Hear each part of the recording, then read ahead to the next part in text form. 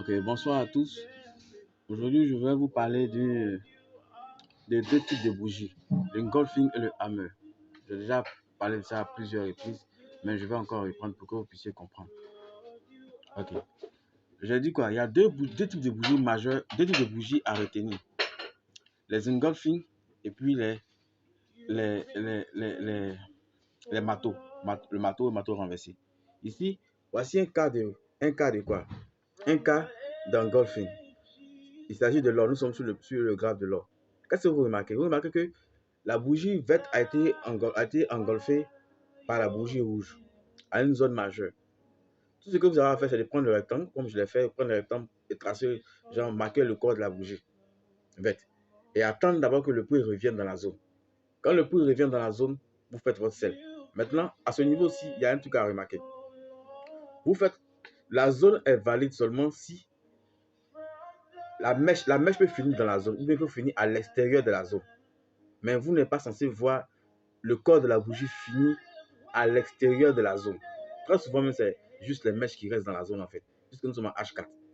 Donc, après, quand vous voyez une telle figure, vous pouvez faire votre sel rapidement. Vous voyez que si vous avez pris le sel à cette période, vous voyez là où le puits est parti après cela.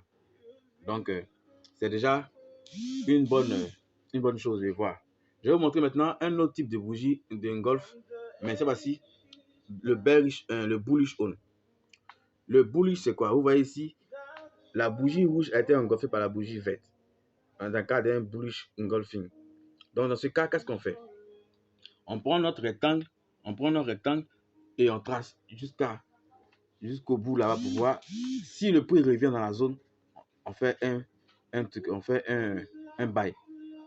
Et vous voyez que le prix ici est venu et a presque touché la zone, mais le prix n'a pas touché la zone. Donc, on peut considérer comme ça c'est échoué. Mais par contre, on voit qu'après, le prix a touché la zone. Pour ceux qui auront fait le bail, ils auront eu un petit pactole. Après encore, c'est rentré dans la zone et puis le prix est remonté. Après encore, c'est descendu et le prix est remonté. Vous voyez que la zone a tenu. En aucun cas, le prix n'a dépassé la zone. En aucun cas, on a vu une bougie finie à l'extérieur de la zone. Donc la zone a tenu et le prix est remonté encore. Vous voyez ce qui s'est passé ici.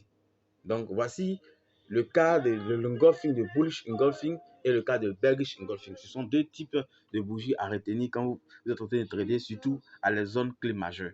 C'est quoi une zone clé majeure? Une zone clé majeure, c'est une zone très importante. Par exemple, je prends le cas d'une hausse. Dans une hausse, ce qui est important, ce sont les supports. Donc, les supports sont très importants, mais ce n'est pas n'importe quel support. Ce sont les supports majeurs. Et c'est dit que un support majeur, c'est un support qui a été testé au moins 3 fois. Donc, ce sont les supports qui ont été testés au moins 3 fois. C'est à ces zones-là que nous essayons de regarder ce qui se passe en fait.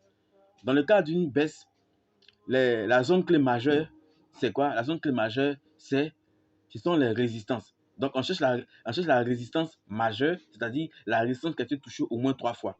Et c'est ça qu'on marque en fait. Et on regarde le type de bougie qui va être imprimé dans cette zone-là et on fait le trade. C'est simple.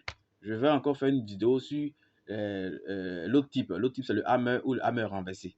Donc, pour cette vidéo, je me limite à ça. Et en tout cas, merci de m'avoir suivi et puis bon, à la prochaine vidéo.